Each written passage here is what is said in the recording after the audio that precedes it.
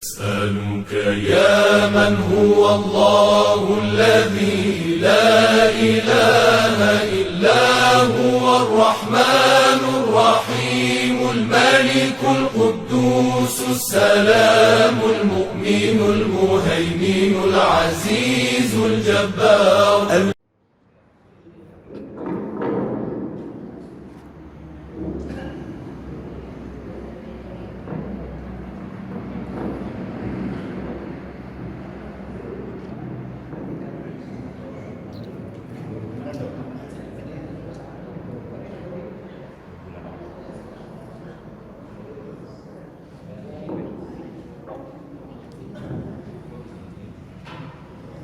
Assalamualaikum warahmatullahi wabarakatuh. Alhamdulillah wassalatu wassalamu ala Rasulillah sayyidina Muhammad bin Abdullah wa ala alihi wa sahbihi wa man walahu wa la hawla wa la quwwata illa billah.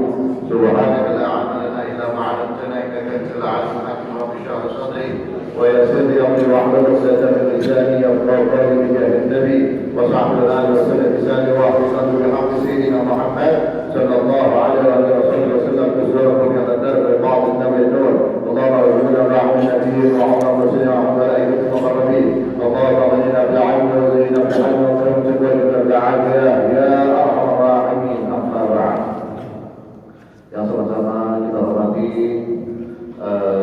Ketua Masjid Ma'afatillah beserta dengan jajarannya Bapak Mas Muhammad Amin dan yang lainnya ya, yang menjadi wasilah sebabnya datangnya saya kemari ya. Begitu juga dengan para sesepuh, para tokoh, para ketua. Biasa kita ada ketua MUI, ketua MUI, ada para kiai, para ustaz, para dai, ya para habib, bapak, ibu, jamaah subuh Masjid Ma'afatillah yang mudah-mudahan selalu dirahmati dan mudah-mudahan Allah SWT. Amin ya rabbal. Alhamdulillah, masyaallah subhanahu wa ta'ala, di pertemuan kali ini alhamdulillah kita bersyukur kepada Allah subhanahu wa ta'ala. Di pekan pertama Sabtu ini alhamdulillah Allah pertemukan kita di dalam masjid daripada rumah-rumahnya Allah subhanahu wa ta'ala. Salah satu dari rumahnya Allah subhanahu wa ta'ala yaitu Masjid Ma'afatillah. Kita berharap ridho dari Allah subhanahu wa ta'ala. Jangan lupa sambil niat iktikaf selama di dalam masjid dengan niat nawaitul iktikaf fi hadzal masjid madhkuhi lillahi ta'ala. Yang artinya aku berniat iktikaf di dalam masjid ini selama aku berada di dalamnya karena Allah Ta'ala. Baik, rahimahullah, di pertemuan kali ini, pertama kali ini saya ingin mengenalkan diri dulu ya. Belum kita bahas jauh kajian dan yang lainnya ya. Bagian saya Muhammad Faris Abbas, Muhammad Faris bin Fahim Abbas, tinggal di kota Palembang, asli dari Jakarta, tinggal di kota Palembang di Indonesia. Dan insya Allah sebagaimana yang dikabarkan oleh Bapak Mas Muhammad Amin, insya Allah mengisi kajian Sabtu pekan pertama subuh. Ya, adapun kajiannya akidah dan akhlak. Dan akhlak. Baik, rahimahullah, sebelum kita masuk di dalam kitab atau kajian ya, tentu kita mengetahui tartib ya. Tartib ajakan atau anjuran seseorang untuk menuntut ilmu agama, untuk mempelajari ilmu agama. Alhamdulillah Allah jadikan kita di subuh kali ini diberi nikmat taufik dan hidayah sama Allah SWT sehingga kita duduk di dalam majelis ilmu. Sebagaimana sabda Nabi kita Muhammad SAW, talabul ilmi fardhatun ala kulli muslim, menuntut ilmu wajib bagi setiap muslim baik laki maupun perempuan. Ini wajib, siapapun ya, wajib. Bagaimana keimanan kepada Allah Subhanahu wa ta'ala, bagaimana tata cara ibadah kepada Allah Subhanahu wa ta'ala, bagaimana kita membersihkan hati-hati kita tanpa pandangan Allah Subhanahu wa ta'ala. Nah ini ikhwan rahimahumullah, sebagaimana waktu datangnya malaikat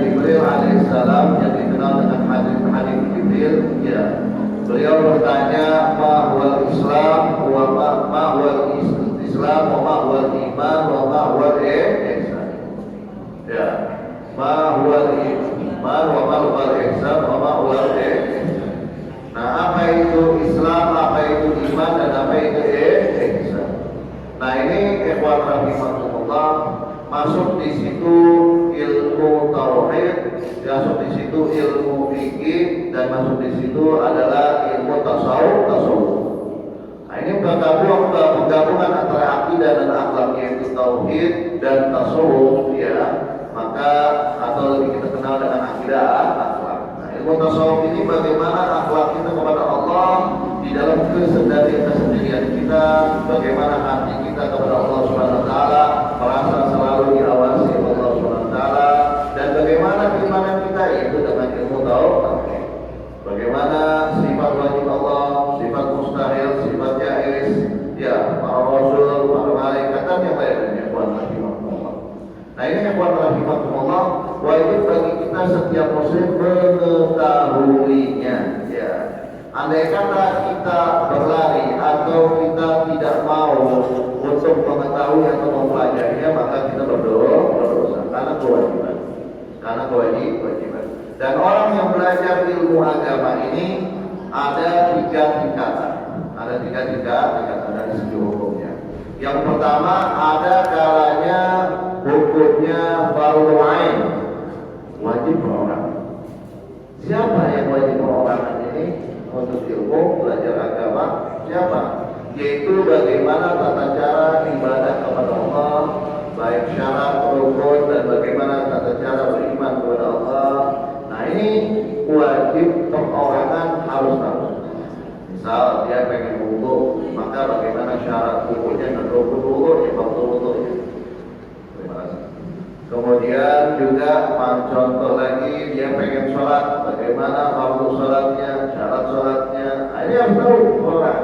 Kalau dia tidak tahu, maka dia wajib belajar. Nah, ini bisa dipahami ya. Maka kita ya, kalau orang nggak tahu pengen beramal tapi dia nggak tahu ilmunya, maka wajib belajar. Apapun bentuknya, mau dia dari segi ibadah, dari segi muamalah, dari segi apapun, yang penting tentang sahnya ibadah tersebut, andai kata dia tidak mengetahui daripada ilmunya, maka wajib fardu ain, perorangan bagi dirinya untuk belajar ilmu tersebut seperti itu. Kemudian yang kedua, ada tingkatan orang yang menuntut ilmunya fardu kifayah. Fardu kifayah. Maksudnya bagaimana? Sekelompok orang, andai kata salah satu dari sekelompok orang itu bisa atau mengerti, sudah cukup. Ya, andai kata di negeri ini sekelompok orang sudah ada belajar, maka sudah cukup. Maka tidak berdosa yang baik. Ya, tidak berdosa yang baik. Ya. Gimana fardu kifayah? Itu bagaimana tata cara atau bagaimana mengenal tentang khilaf antar ulamanya atau dalil-dalilnya atau mengetahui daripada mengetahui daripada kaidah-kaidah fikihnya. Ini hukumnya fardu kifayah harus ada. Ini biasanya orangnya lebih dominan dengan santri, ya, belajar lebih dalam lagi. Kalau kita masih tahapnya fardu ain, nah kita tanya sama diri kita, berapa waktu dulu? Nggak tahu, saya perlu mungkin muka, basuh muka, tangan, tapi kepala atau lain itu saja mungkin. Berapa waktu sholat? Waduh, nggak tahu berapa sholat ini. Tahu ini saya pakai aja, selainnya apa ya, rokok, tidak, tapi yang wah itu wajib belajar. Wajib belajar, karena dia tentang sahnya ibadah. Tapi fardu ain. Naik sedikit tentang dalil, tentang kaidah, tentang khilaf atau ulama. Ini namanya hukumnya fardu kifayah. Lebih daripada itu hukumnya sunnah. Bagaimana yang sunnah? Yaitu dia bisa berfatwa atau bisa sampai beristihad dengan ilmu. Nah, ini hukumnya apa? Hukumnya sunnah. Khusus bagi orang-orang yang memang seorang mufti atau seorang qadhi seperti itu. Maka hukumnya sunnah mengetahui di dalam satu kota atau satu daerah harus ada walaupun satu harus ada. Nah, ini yang lagi makhluk. Ada fardu ain, ada fardu kifayah, ada sunnah. Sudah jelas kita dari hukum.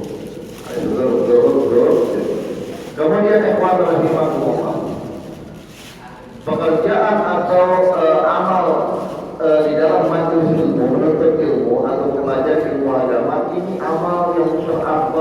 paling dekat paling afdal daripada segi untuk mendekatkan diri kepada Allah Subhanahu wa taala. Ya, bagaimana tidak Nabi sendiri yang nyuruh buat kita untuk ilmu. Kata Nabi, kun aliman di dalam satu riwayat. Riwayat yang lain, kun aliman, jadilah kau orang alim. Kalau ada yang lebih hebat atau lebih afdal, lebih utama, pasti Nabi nyuruh yang gitu. Tapi Nabi suruh jadi orang alim. Kun aliman, jadilah kau orang alim. Mengerti ilmu agama. Ya. Al-Mu'aliman, kalau kau tak bisa jadi orang alim, maka jadi orang yang belajar kepada orang alim. Jadi santri, jadi orang yang belajar ya, mempelajari ilmu kepada orang alim. Ini nomor dua. Nah, kita masuk yang mana nanti? Ya. Yang ketiga, al-mustami'an, atau orang yang mendengarkan kedua orang alim. Menurut dia, dia dapat nasihat, dia dapat petua, apa yang diarahkan, apa yang dijalankan. Kemudian yang keempat, muhibban, atau orang yang cinta kepada orang alim. Ya, tentu cinta perlu bukti. Bukan sekadar ngomong aja cinta. Semua orang dia bisa cinta semua orang alim. Gimana? Ya.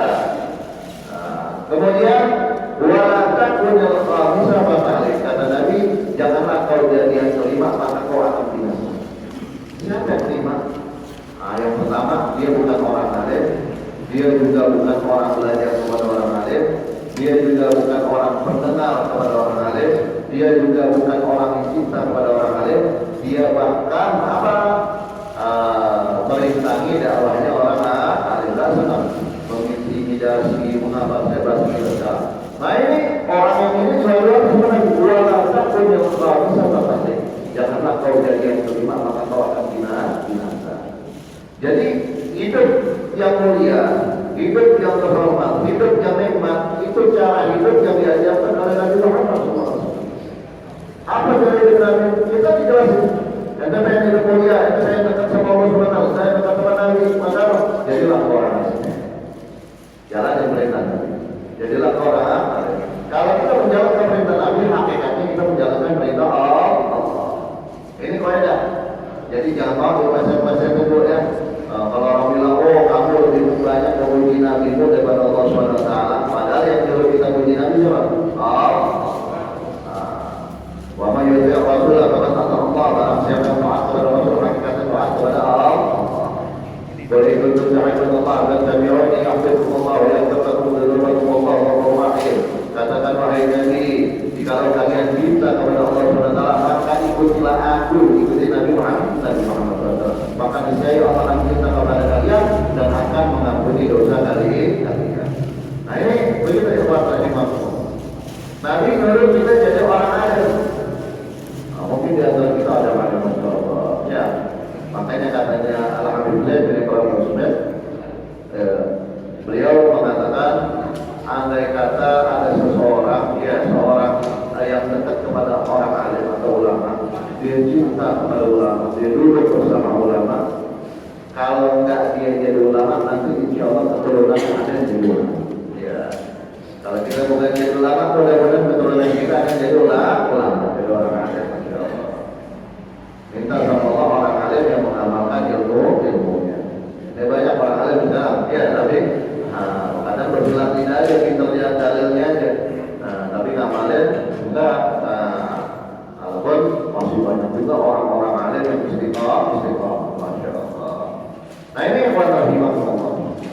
Ini, jadi yang nomor satu jadi orang alim. Kemudian kalau nggak bisa jadi apa tadi? Belajar kepada orang alim. Kalau nggak bisa jadi apa? Pendengar setia. Bukan pendengar, habis itu hilang begitu aja. Karena orang dengar nasihat itu beda-beda ya. Ada yang dengar di sini hilang, ada yang sampai di masjid dapatnya, habis hilang. Ada yang sampai di rumah hilang lagi, ya. Ada yang memang diamalkan dan diajarkan kepada anak istrinya. Oh tadi di masjid ada majelis diajarkan begini. Anak istri tahu juga, wah ya Allah. Nah itu yang manfaat. Ya. Jadi masing-masing mendengar, ada yang majlis salim itu pahala sendiri. Datang kamu itu pahala lagi. niatnya kita pahala lagi ya. Kemudian apa mengamalkan ilmu, belajar ilmu pahala, mengamalkannya juga pahala, terus kemudian mengajarkannya kepada keluarganya, orang lain juga menilai pahala. Jadi plus masya Allah, nikmat begini nikmat ya. Nah ini yang kuat Allah pilih kita nih. Dibandingkan orang banyak nggak belajar ilmu agama ya, nggak belajar ilmu. Kalau kita jauh keluarga sekitar misalkan di sini jumlah orangnya 100 orang atau 1000 orang ya, yang belajar ini berapa orang? Nah ini Allah pilih nikmat dari Allah Subhanahu wa taala yang nggak bisa dibeli dengan apapun, dengan harta benda. Ini nikmat taufik dan hidayah dari Allah. Allah panggil kita, ayo subuh jamaah subuh, nggak langsung pulang, nggak ada kegiatan, nggak ada apa, ayo kita belajar masuk. Habis itu masya Allah, ini pilihan Allah Subhanahu wa taala. Bersyukur sama Allah Subhanahu wa taala. Kemudian ikhwan rahimahullah ya, setelah kita mempelajari ilmu ya, maka itu akan naik derajat. Kata Allah SWT, Allah Ta'ala, ya fa'illahu ladina amanu minkum waladina utul ilma darajat. Allah mengangkat derajatnya orang-orang yang beriman di antara kalian dan orang-orang yang mempunyai ilmu dengan beberapa derajat di atas orang yang beriman. Berapa derajat? Satu derajat itu berapa? Ya, satu tingkatan itu berapa sih yang dimaksud? Dan di atas orang-orang yang beriman. Bagaimana? Maka di dalam tafsir ayat tersebut Sayyiduna Abdullah bin Abbas radhiyallahu anhu ya, sahabat Nabi plus sebutuna Nabi ya, orang yang alim di masanya, seorang ulama dari kalangan sahabat yaitu Sayyidina Abdullah bin Abbas namanya radhiyallahu anhu. Maka beliau mengatakan, ya Allah, al-ulama yawmal qiyamati ala sayyid mu'min bisa ba'imiyah darajat ma baina darajatin masirah khamsunya. Yang artinya Allah mengangkat derajatnya orang-orang yang alim di atas orang-orang yang beriman ya di hari kiamat nanti dengan 700 derajat. 700 tingkatan bedanya. Di setiap antara dua tingkatan itu seperti perjalanan 500 tahun lamanya. Oh, masya Allah. Layang-layang pahalanya kalau dibuang begitu aja ya. Layang-layang, paling duduknya setengah jam, paling lama 1 jam. Ya, itu sudah sama banyak sudah segala macamnya. Ya, tapi pahalanya sangat besar. 700 derajat di atas orang beriman. Ya, makanya dijelaskan di dalam satu syair, wa innal faqiha wa'idan mutawarri'an asyaddu 'ala syaitan min alfi 'abidi. Dan sesungguhnya orang alim yang mengamalkan ilmunya takut kepada Allah Subhanahu wa taala itu satu orang alim lebih ditakuti oleh syaitan daripada 70 ahli ibadah. Orang ahli ibadah, sholat ta'aluk tak tinggal, puasa sunnah tak tinggal, sholat Quran tak tinggal, masya Allah, sama satu orang alim. Syaitan lebih takut kepada orang alim. Padahal mereka ahli ibadah. Kenapa? Karena kalau orang ahli ibadah manfaatnya buat dirinya saja, ya. Tapi kalau orang alim, ya manfaatnya dirinya dan orang lain. Ada yang belum bisa wudhu, ya jadi wudhu. Kata jangan capek-capek digodanya dari itu. Ya, ada yang nggak bisa sholat, ya jadi sholat terus capek-capek dari itu. Ya, lalu begitu. Ini karena siapa? Karena orang alim. Oleh sebab itu ambillah bagian daripada ambil bagian dari itu. Ini warisan Nabi Muhammad SAW. Ya, Nabi nggak wariskan harta benda, yang Nabi wariskan adalah ilmu. Barang siapa yang mengambil bagian ilmu, maka hakikatnya dia mengambil bagian yang sangat besar, sangat beruntung daripada warisan Nabi Muhammad SAW. Maka ambillah sebanyak-banyaknya. Ini ikhwan rahimahullah. Kemudian ikhwan rahimahullah, tatkala kita mempunyai ilmu, sudah mempelajari ilmu, maka hendaknya kita mengamalkan ilmu sedikit demi sedikit. Karena orang yang tidak mengamalkan ilmu, kata Nabi kita Muhammad SAW, man izdada ilman wa lam yazdad hudan lam yazdad minallahi illa bu'da.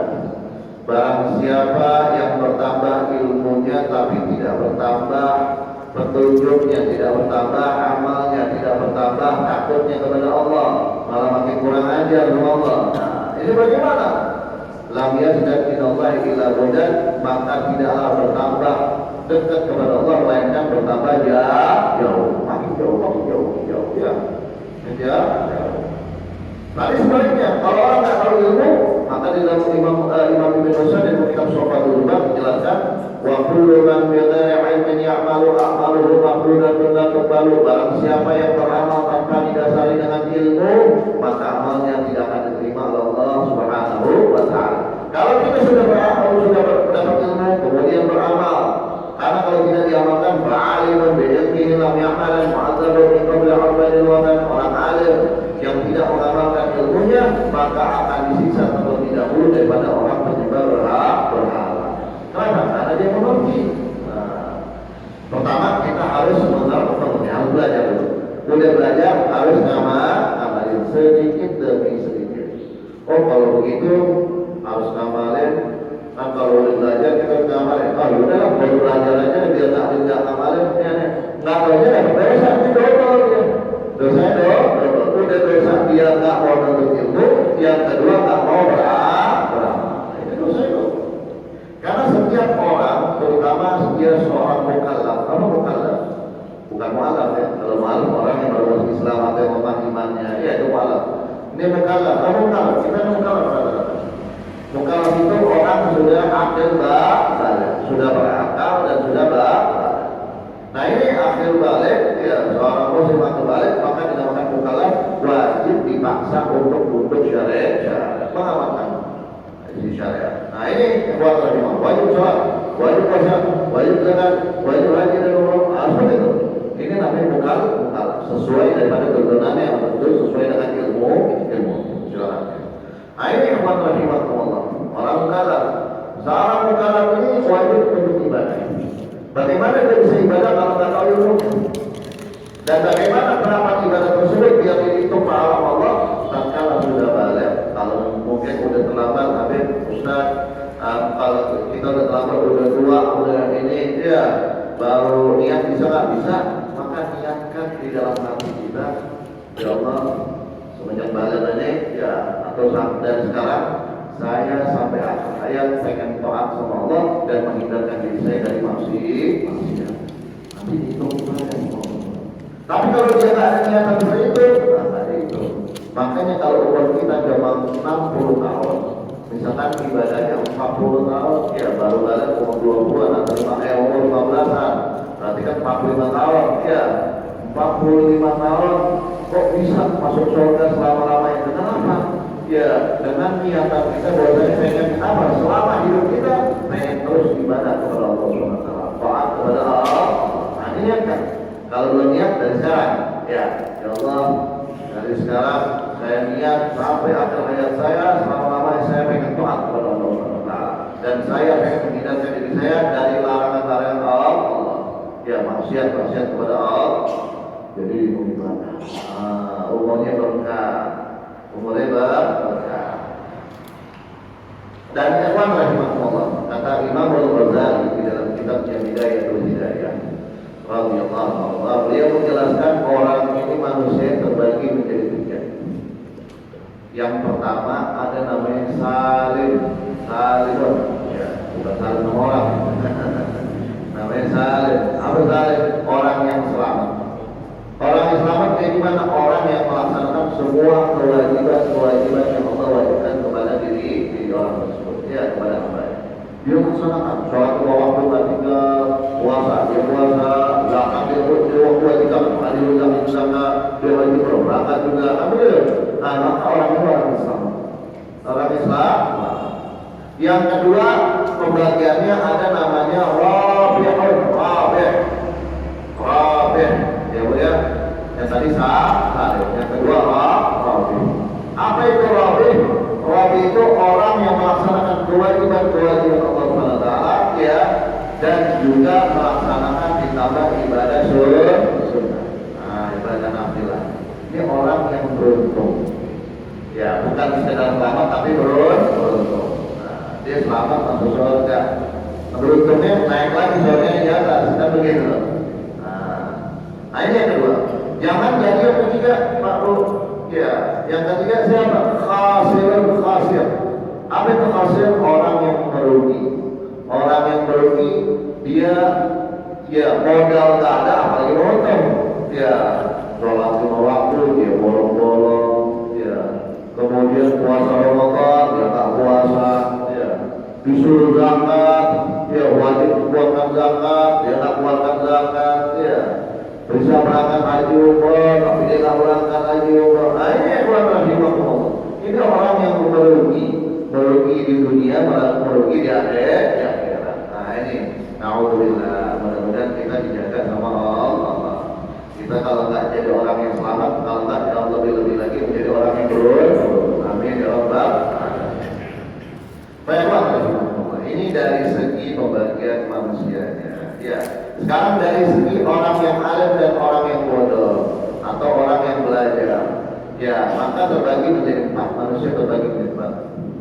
Rajulun yang pertama, yadri wa yadri annahu yadri, fadzalika 'alimun fattabi'u. Yang pertama ada orang yang mengerti. Orang alim. Dia tahu bahwasanya dia orang alim. Dia tahu kalau dia orang mengerti. Maka itu adalah orang alim, maka ikutilah dia. Nah, kita disuruh ikut. Itu pembagian manusia yang pertama. Ada pembagian yang manusia yang kedua. Rajulun yadri wa la yadri annahu yadri, fadzalika ghafilun fa'aitu. Ya. Yang pembagian kedua ada orang yang mengerti, alim, tapi dia nggak tahu kalau dirinya mengerti. Wah, sibuk pegawai, sibuk dagang, sibuk apa? Ilmunya nggak nyamain. Dia padahal belajar umum, tahu nanti belajar tapi nggak ngamalin. Nggak ngajarin orang juga. Ya, saya ini orang yang baik, bangun yang ingatnya. Kalau orang ada banyak yang perlu belajar sama engkau. Nah ini seperti itu. Itu yang kedua. Yang ketiga, rajulun la yadri wa yadri annahu la yadri, fadzalika mustarsyidun fa'arsyidun. Yang ketiga, ada seseorang yang tidak mengerti. Dia bukan orang alim, dia orang bodoh. Tetapi dia tahu, dia merasa kalau dirinya bodoh. Cara dirinya nggak ngerti, dia tahu, dia merasa. Maka siapa itu? Orang yang meminta petunjuk, maka berilah petunjuk. Orang yang mau belajar, maka ajarilah. Kalau kita mengerti ilmunya, ajarin. Nah, seperti itu. Ada lagi yang keempat, jangan jadi yang keempat, bahaya. Apa yang keempat? Rajulun la yadri wa la yadri annahu la yadri, fadzalika jahilun farduh. Ada yang keempat, orang nggak ngerti, itu orang bodoh. Dan dia nggak merasa kalau orang itu nggak ngerti. Dia nggak merasa dirinya nggak ngerti. Dia nggak merasa bodoh. Dikasih tahu malah membangkang. Ya, diajarin yang baik, yang benar, dia nggak terima.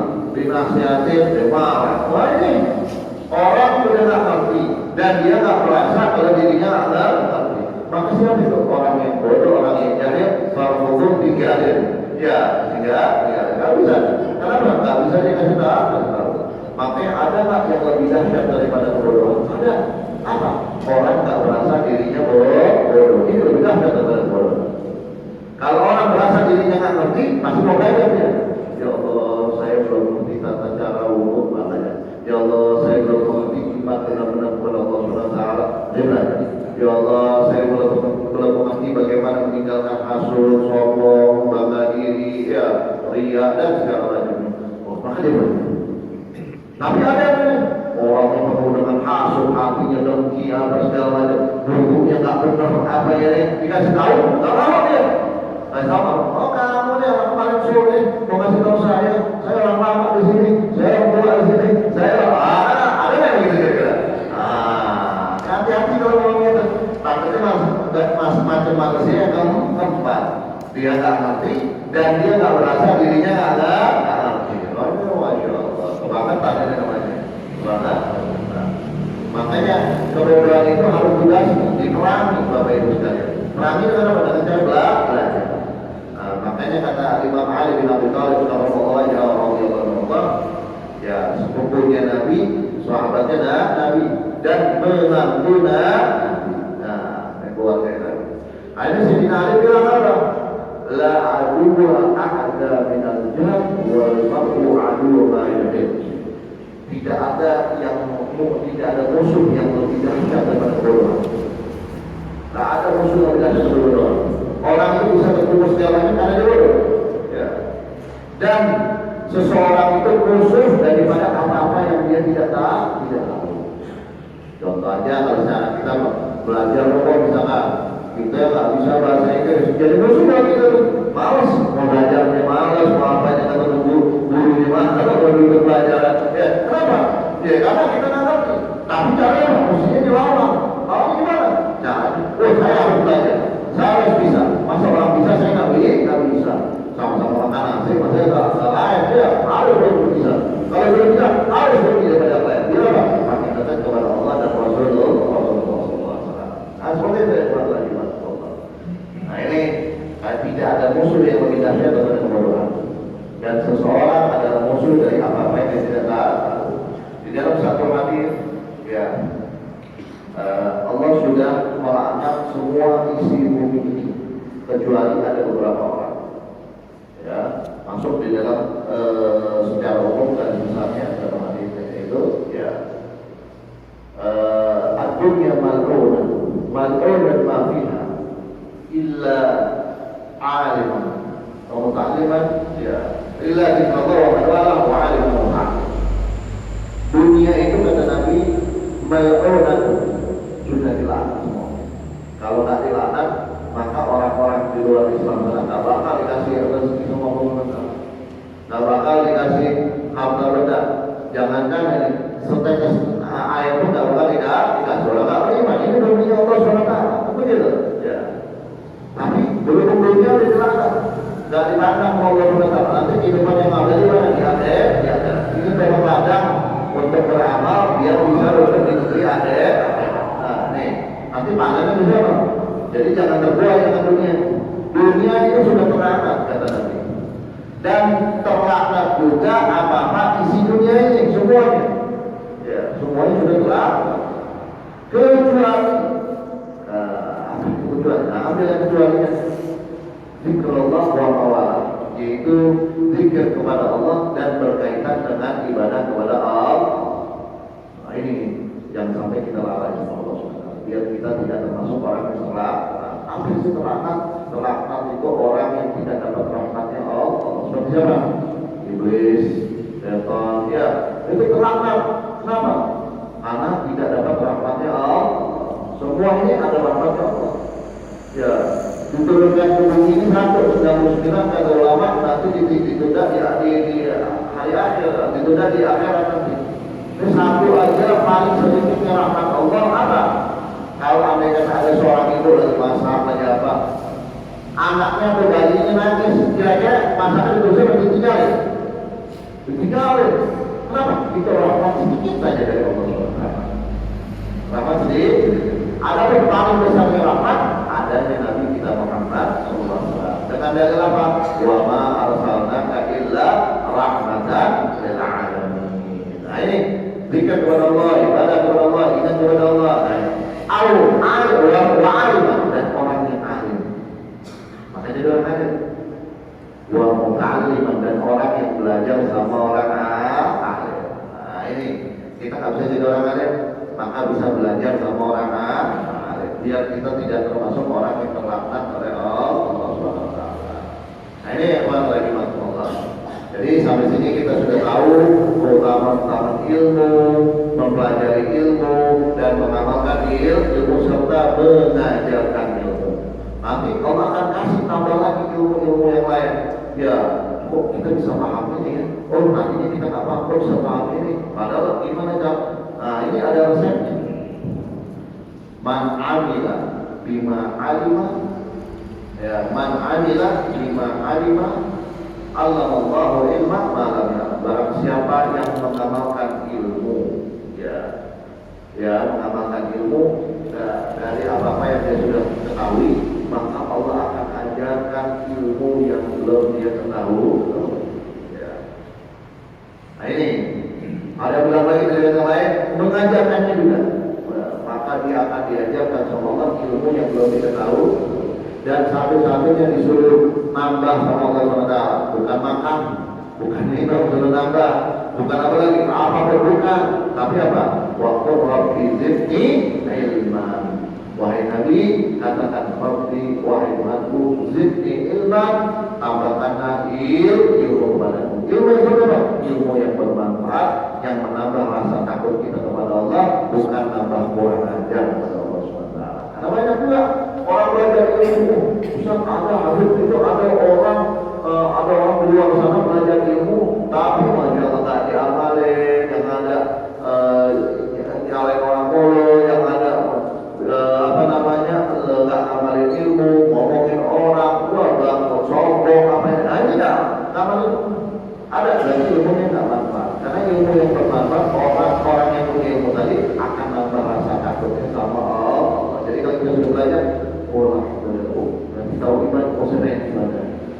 Tahu tiket, saya tiket. Tahu penting sholat, saya sholawat. Tahu penting yang majlis ilmu, saya majlis ilmu. Ini berarti ilmunya manfaat.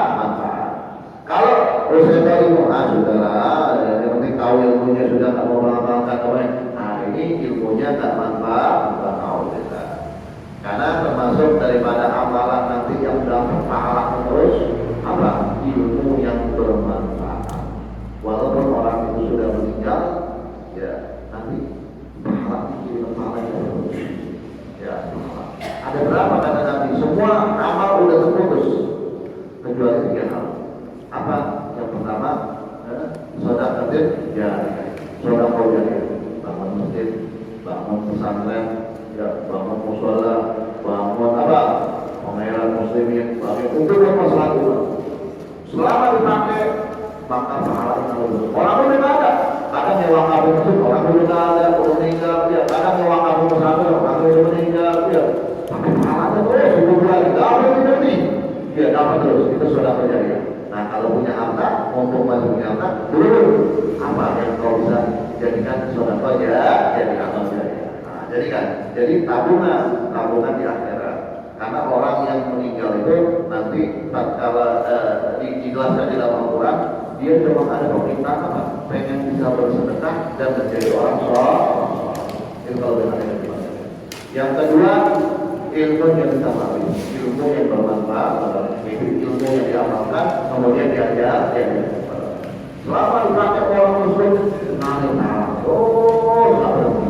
Ya, orang tahu sholat gara-gara kita, misalkan orang tahu wudhu gara-gara kita, orang tahu ngaji gara-gara kita. Selama dipakai, pahala terus. Yang ketiga, awalan soleh yang ulang. Yang ketiga, atau anak yang soleh yang mendoakan orang tuanya. Nah, kalau anaknya sholat, kalau anaknya nggak mau ngaji, nggak bisa sholat, diajarin cuma cari duit, diajarin cuma cari harta, diajarin cari dunia, tapi nggak diajarin ngaji, nggak diajarin sholat, gimana mau ngirim salam ke orang tuanya? Ya, tapi mulai dari sekarang, didiklah anakmu dengan didikan yang diajarkan oleh Nabi Muhammad SAW. Hebat dari Allah. Nah, karena makanan sudah mulai sedikit, ya. Mulai nggak konsen, ya, kopi-kopi atau apa sudah mulai ini, mungkin di pertemuan pertama ini, insya Allah pertemuan yang barokah perdana, insya Allah, ya mudah-mudahan istiqomah berkelanjutan, ya, berharap itu dengan amal silmah, wasilah, ridhonya Allah, itu tujuan kita, ya. Nah ini yang bisa saya sampaikan. Ada ma'qulakum wa aqulikum, wassalamualaikum warahmatullahi wabarakatuh.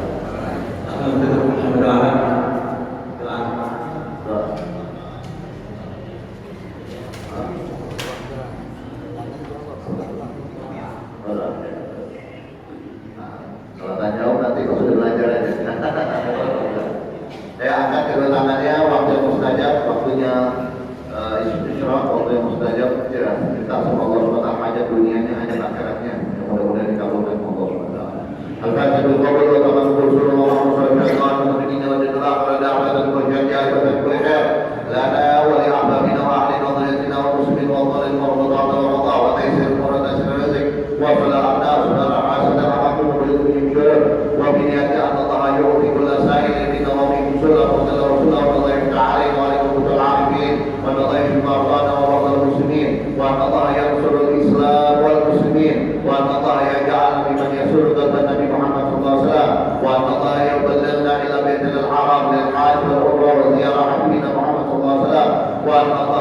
واختم لنا ولكم بالحسنى في خير ولطف وعافية وإلى حضرة النبي محمد صلى الله عليه وسلم الفاتحة.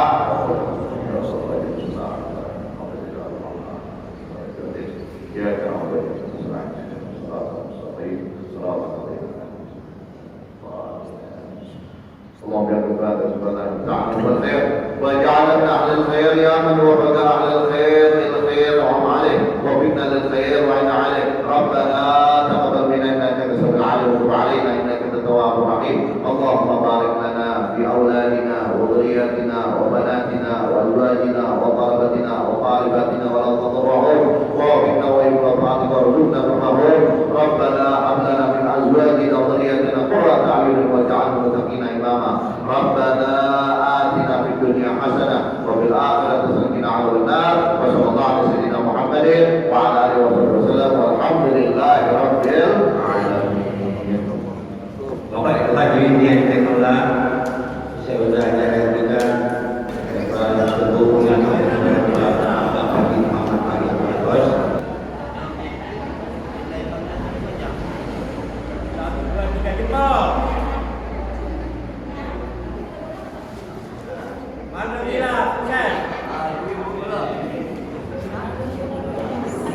Terima kasih pada Ibu, silakan Pak Ustaz.